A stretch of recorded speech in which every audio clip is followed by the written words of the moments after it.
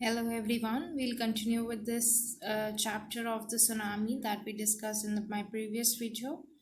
Yes, now we'll talk about the Tilly Smith, basically the Smith family from the southeast England, and how with her courage and a presence of mind, she became the heroine and saved the day for so many of the people and rescued so many people, right? Now, as I told you that they were all celebrating Christmas in the previous video, and this tragedy that took place, she was just 10 years old, and her sister was 7 years old, barely 7 years old. So, and this when this deadly tsunami that took place, waves were already on the way. It was so giant waves, and because of which I told you the tsunami takes place because of the massive earthquake, the tectonic shifts of the plates under the sea, and because of which the tsunami takes place. So that was a tragedy that took place. So here the Tilly saw the sea slowly rise and start to form, bubble and form whirlpools. There were whirlpools that were forming. It was the sea was behaving very in hysterically, and it was unusual sight for so many of the people. And she Tilly Smith, she sensed immediately something was amiss. It was something was wrong, and she could tell it from the sight of the sea and how the sea was behaving unusually, and the waves were uncontrolled in their rising and falling of the waves. So her mind kept going back to the geography lesson that she had taken in England just 2 weeks before she flew out to Thailand. Yes, now she was a Britisher, so she has learned something in her classroom when she was studying in England, and in her class she remembered the geography lesson that her teacher taught.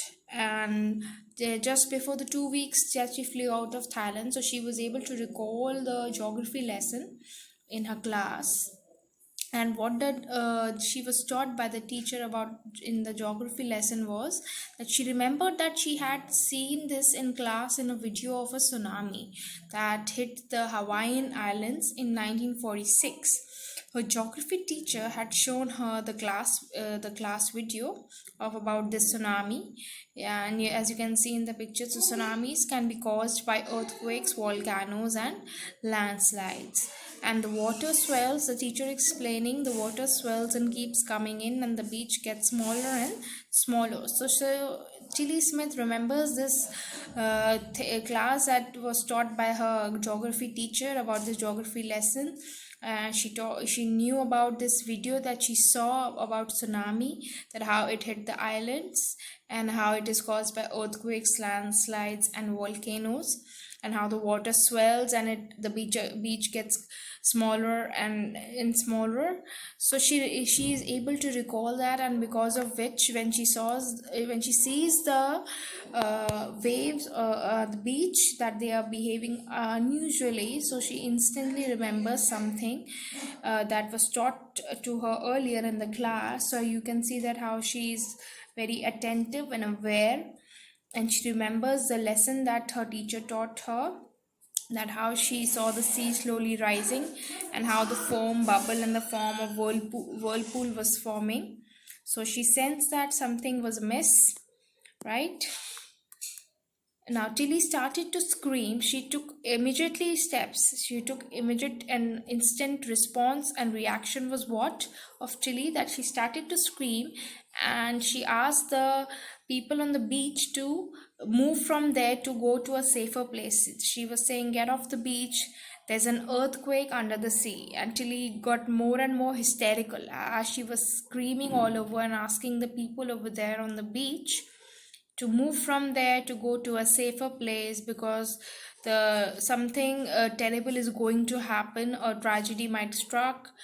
Everybody would be in danger. So she was asking all the people over there on the beach to quickly escape from there, run away from there to a safer place, because this the for a few minutes later, this is something bad or something very terrible and tragedy is going to happen. She sensed it from the waves that were behaving unusually, and so she was asking the people to run away.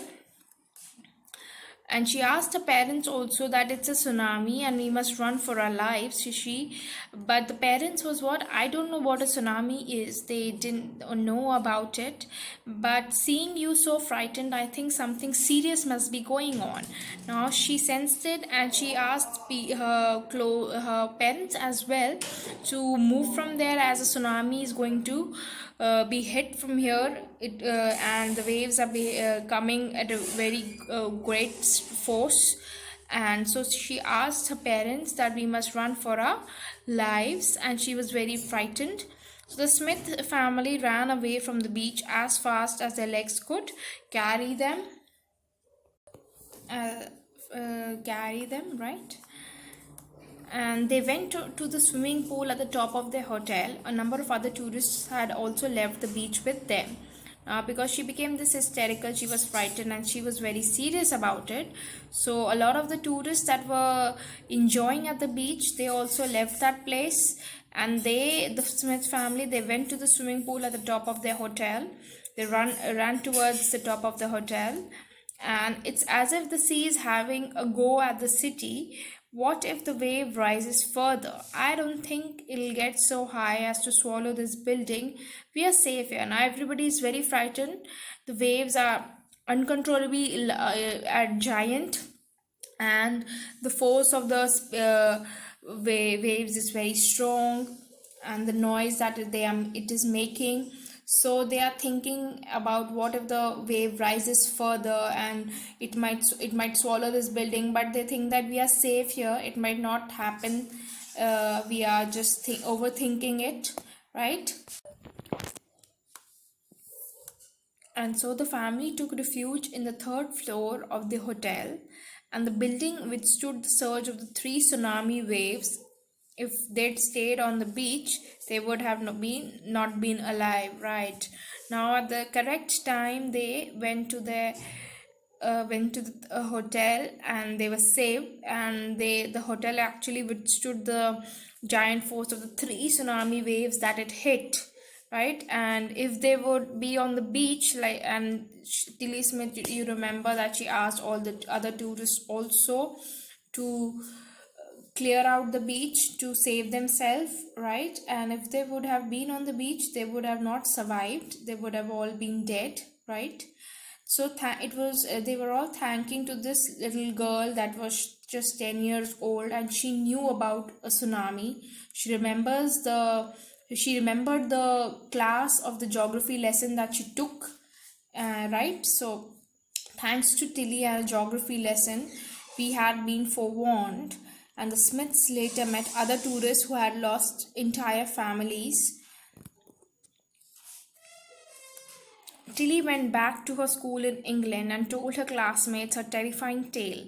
It was like a nightmare that come true. Now it was just like for her that what she saw in that video of her geography lesson that her teacher taught about the tsunami, she herself was the nightmare, it took place for her. She was the witness of that incident, of that tragedy, right? And she was terrified of it, horrified about that took place, of the event, the tragedy.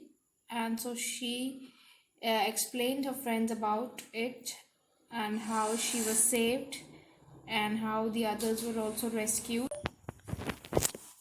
So it was like a nightmare that came true for her. She explained her tale. And now what happened is, there were also animals that sensed that something was wrong. And before the giant waves were slammed on the coast in India and Sri Lanka, wild and domestic animals seemed to know what was about to happen. They also sensed that something is wrong, right? The wild animals also sensed that. and so they fled to safety. According to eyewitness accounts, elephants screamed and ran for higher ground. Dogs refused to go outdoors, and the flamingos abandoned their low lying breeding areas, and zoo animals rushed into their shelters and could not be enticed to come back out. Now, as the tsunami hit and the giant waves with great force, the wild as well as the domestic animals, they sensed that it was something was amiss, it was wrong, and they also ran away to the safety, right? And some witness, the eyewitness, they were there. They saw that the elephants were making great noises. They screamed, and they were running to a higher ground, higher place, right? And the dogs, they were refused, as you can see in the picture, they were refused to go outdoors. And the flamingos in the third picture, as you can see, they go to their breeding areas where they also, the low lying breeding areas, they also abandon that, and then they flew away from that places to save their lives. And the zoo animals, they were rushed into their shelters, right, and could not be come back out from the shelters. They were also rushed to their safety centers from the zoo. Many people believe that animal possesses a sixth sense and know when the earth is going to shake. Some experts believe that animals have more acute hearing that helps them to hear or feel the earth's vibration. They can sense an approaching disaster long before humans get to realize what's going on.